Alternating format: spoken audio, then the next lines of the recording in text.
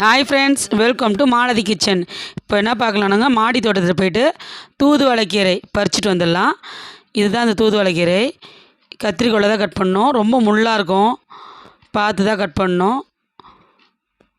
கடையிலலாம் கீரை கடை சொல்லி வச்சா கிடைக்கும் தூதுவளைக்கீரைன்ட்டு. நார்மலாக கிடைக்காது, அதனால நான் செடியை வாங்கி வச்சுட்டேன். எனக்கு இது ரொம்ப யூஸாக இருக்குது. சளி பிடிச்சதுன்னா இந்த கீரையை நான் தோசைக்கு அரைச்சிடுவேன். இது மாதிரி கிள்ளிட்டு வந்து இலைங்களை மட்டும் கட் பண்ணி எடுத்துக்கணும். தண்ணியில் அலசி எடுத்துக்கிட்டு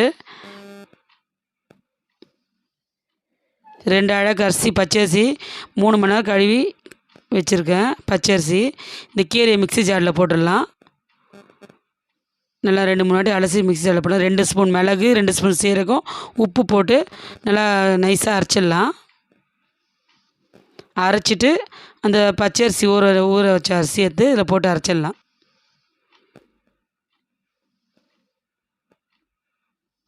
சளிக்கு ரொம்ப நல்லது. சளி பிடிச்சிருக்கவங்க இந்த தோசை சாப்பிட்லாம். தோசை பிடிக்காதவங்க இந்த கீரையை இந்த மாதிரி அரைச்சாச்சுது. இந்த பதம் அரைச்சா போதும், நைஸாக தோசை ஊற்றிடலாம்.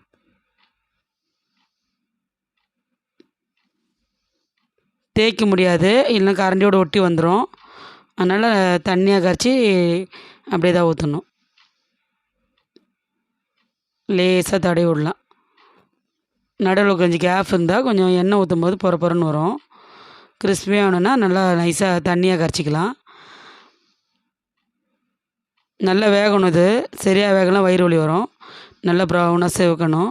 உள் சைடும் நல்லா வேகணும். தோசை சேவக்குது. இந்த தோசை சளிக்கு ரொம்ப நல்லது.